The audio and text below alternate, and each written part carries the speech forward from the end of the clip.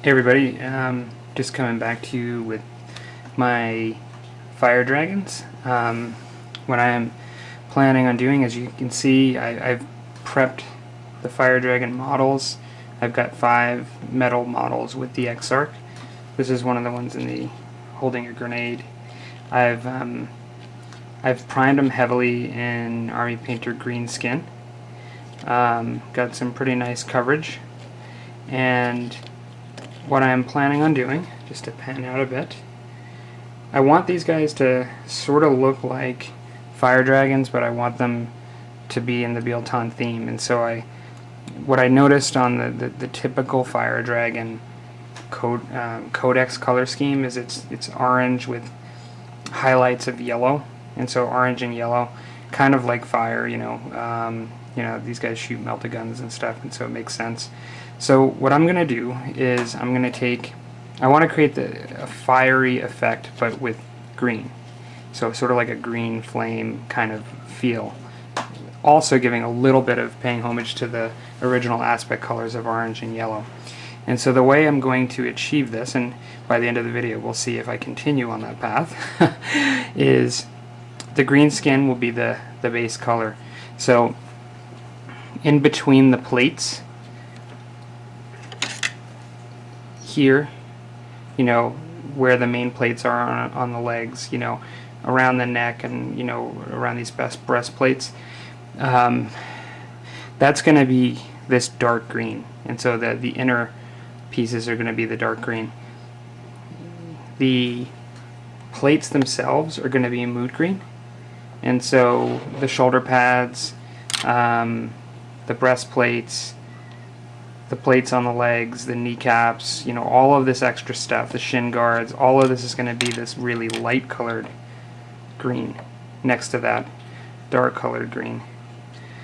And then I'm debating on how to do that after that. I'm either going to just kind of take some of the notches, like let's say these notches here, and some of the additions on these, like the gem spots and things like that on the plates. I was going to consider just making them yellow, or I'll just lighten them up with the mood green color. I'll just see how it looks. The gun is going to be yellow, and I'm considering having the dots, these sort of knobs. They're definitely not gem stones. They're just sort of like these indentations on the helmet, either alternating yellow and orange or just yellow. That's kind of what I'm looking at doing. And so the helmet is going to be white, but what I think I'm going to do is put this green glaze over the white, which in my experience creates a neon, really whitish green, like a very brightly colored white-green hue color, which I think will look cool. And one thing I'm debating is quick shade on these, because I want to keep these guys bright. The most I would do is use a soft tone quick shade at the very most. What I'm thinking about doing is potentially just using Nuln oil on this one, and then after applying the Nuln oil, painting again the external panels bright colors to try to maintain that brightness to the model and not give it a dirty look while it's still getting all the details in the model. So that is the plan, and I will be back after the first step. Hey everybody, just getting back to where I'm at with these Dire Avengers. So I have at this point painted most of the base coloration after the paint primer. So I used my Army Painter green skin. I've now got moot green, the layer, for most of the panels, or I should say the armor plates. I'll just do a spin around here.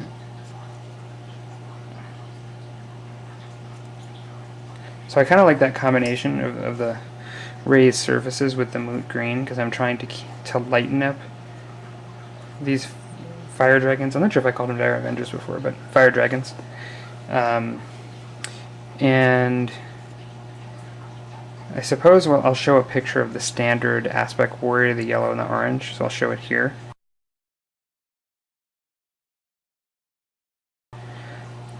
What I'm trying to do is do a similar look, but with a Biel Tan theme. And so what I'm planning on doing is having the white helmet, at least, maybe the tip of the gun, using this Waywatcher green glaze. The last time I've used this in my videos was when I experimented with it on some of the highlights on the Dire Adventures, just some of the line highlighting.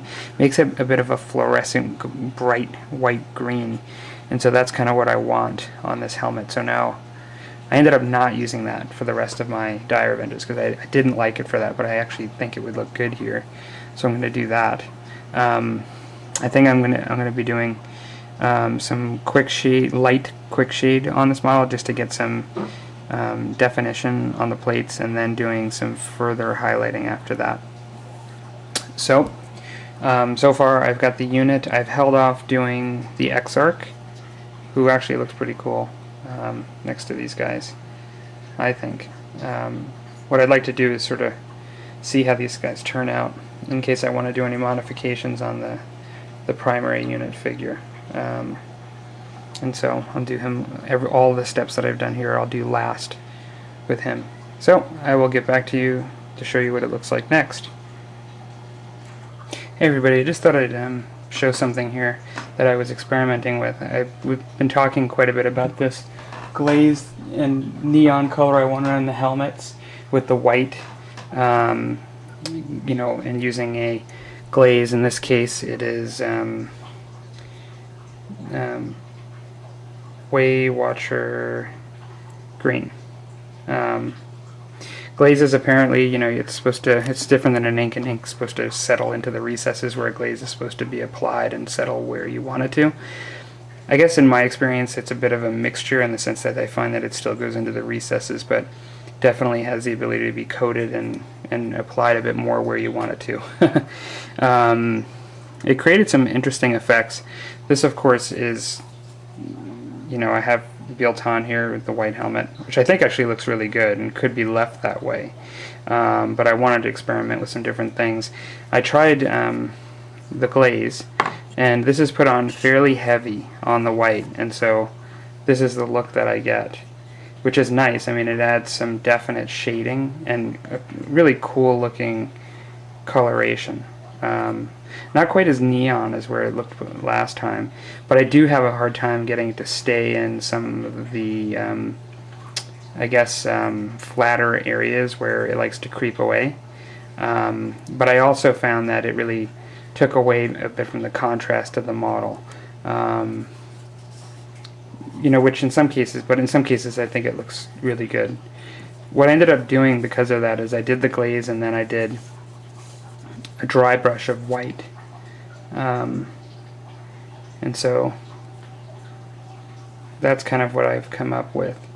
I basically dry brushed it white to just get a bit more of the white back and still have the green hue, so a light colored, white colored, sort of light colored helmet, or a lighter colored helmet, but with that green hue. That's kind of the effect that I was going for. Interested what you guys think. I think in some instances I would definitely maybe leave it like this. I mean, maybe I would have a white body and I would want a very green, bright green head like this. And I might just leave it like that. I'm opting to kind of go in the middle on this one. And I guess I did them in order of progression here, but of how I did the techniques. But this would be the differences, I think, from light to dark. Hey everybody, just getting back to you. So I have basically I showed you how I was experimenting with the helmets there. What I've done here is I highlighted a bit more on the green glaze on the helmet because I did want to still maintain a bit of contrast after looking at it. But as you can see, there is a definite green hue You might be able to see, or you might not, I'm not sure, but there's a green hue on the helmet. I've also done the eyes as well, in sort of a whitish green color. It's mostly white, but just did that little bit of green there. But if you, particularly in the back of the helmet and where the the details are, there's that green hue, and even on the top. I'm not sure if it's harder for me to see it when I look through the camera, but when I look at it the naked eye, it's pretty clear. I often notice that when I put the video up, sometimes I can see it better just on the big screen. But there's a definite green still on that white helmet. And I like it. I actually found that balance that I actually kind of like. So this is where I'm at right now. I've done, to make them fire dragons, I've put the orange and yellow ribbon, which I think is a nice touch. Like, I like to always do that and still have something from those original aspect colors. But I think that they look pretty good, like in a sort of Biel Tan format. I mean, I have them with this moot green being a bit lighter with this, and that might change a little bit, because what I'm about to do next is I'm about to do my quick shade, and I'll be doing quick shade from the neck down and from the white gun nozzle down. I'm not sure quite what to expect on such a dark color. Despite that this is a light green, it's still green. I'm using the soft tone because I don't want to darken this up too much. One of the things I like about these guys is I'm keeping them light, and what I'm expecting to do is to do a soft tone quick shade over the model, except for the head in there, and then I'm going to probably end up doing some lightening on the major plates with the moot green again in the centers, just to bring out that light color, and perhaps even some additional level of lighter color, and maybe even on the ribbon a bit in the middle, keeping it kind of light. I'll show you the back here as well. So there isn't as many accessories on the back, so it's just primarily the colors that we're dealing with here. I think it's coming out good. I'm actually quite happy with it. I'll show you the other ones, which I've basically done the same for these guys as well, and so they have that same coloration. I'm not sure if anybody noticed, but I actually painted the eyes on a lot of my Eldar. You can see I've painted them there, and a lot of the Eldar I haven't so far, because I've noticed that they were even smaller than this, and I was just kind of new at it. And so, like, particularly the human or the Eldar faces without the helmet, just with the eyes, are almost just like there's almost no eyeball really to paint, and so I've just left it the same, and I think it looks fine. In this case, I think there was plenty of opportunity with the style eyes on them on this particular model to paint them, and I think it added a nice effect there as well. Okay, I'll be back with the quick shade. Hey everybody, just getting back after the quick shade. This is 24 hours after applying the quick shade. So normally in the past I've showed videos where I've just done it immediately. As you can see, if you look at the top of the head here, as compared to the body, or I should say just the head compared to the body, it's much shinier now that the quick shade's been applied. That's typical, so it almost looks a little wet, but it's not. So what they do sell for Army Painter is anti-shine. It's like a matte kind of finish. And what I'm going to do next, I actually like the way these turned out. I mean, they look great in my opinion, but it is slightly darker since putting the quick shade on it. And my intention all along is to have these be one of the brighter units in the troops, or specialty units within my army. So what I'm going to do next is dry brush a couple of areas on this, all over it, all the light green. I'm going to re-dry brush the raised areas, and then maybe even lighten it up again and do another highlighting above that. And so I will, and then even the orange and the yellow as well. So I will be back to you with the dry brush, and then I'll probably, when I get back to you, I'll have the jewels painted as well. And I'll probably be coming back with the finished product right after this. So I am back with the finished product.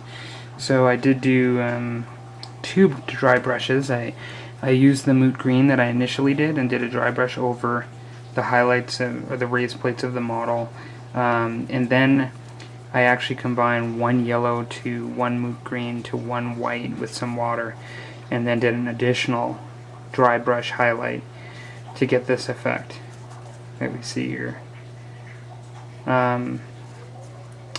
See, you can see it here.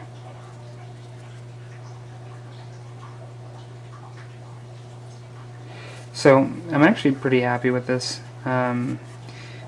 This is actually what I was, something like I was hoping for, because really what I wanted with these was a look like I showed you with the orange and yellow that they show as the typical one, but sort of like this. I wanted to be my brightest troop unit.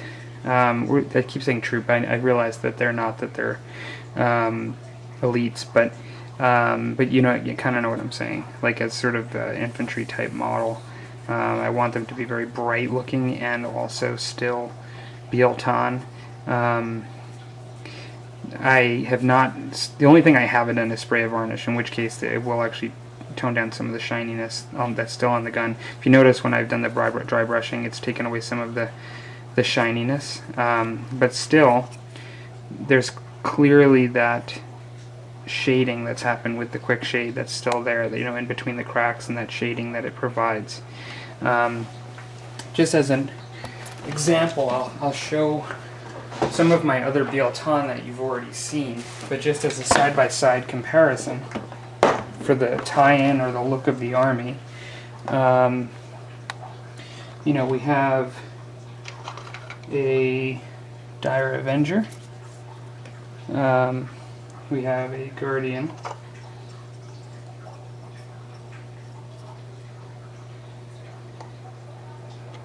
and we have, you know, a Banshee, and my Warlock. Maybe I'll just move some of these out of the way real quick here.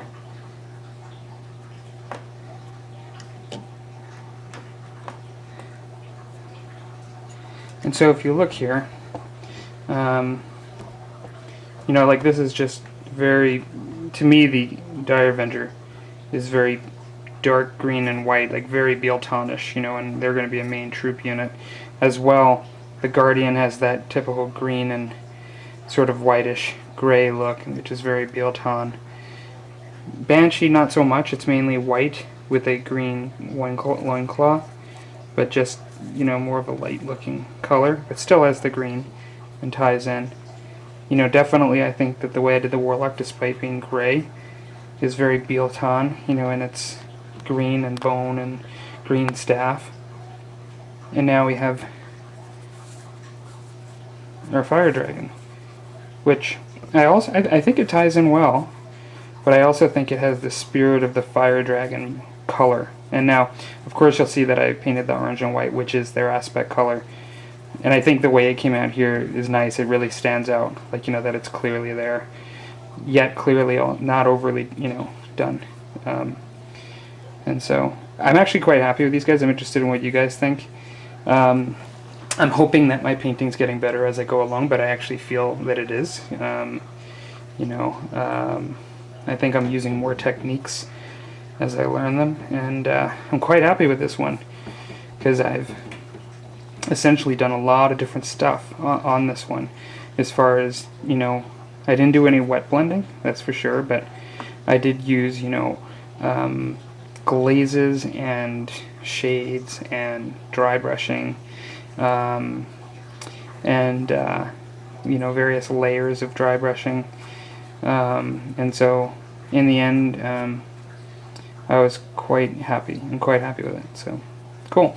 Well, that is the finished product. Thanks everybody for stopping by, and next I will be doing for sure the X-Arc, you know, as something that I'll be doing next. I guess my next projects are this, to do the X-Arc while I remember how I just did these guys, kind of similar. I'll show you how he turns out, but I'm not going to do a step-by-step on him, since I'm pretty much going to use a very similar approach that I did for these. But in addition to that, I'm going to do 2 war walkers like I did kind of before, just to round out my army, and I'm going to work on a farseer, and I think perhaps my next video of a step-by-step of how I'm doing something will be my first farseer that I do on here, and so that's what's coming up. So thanks again, and see you next time.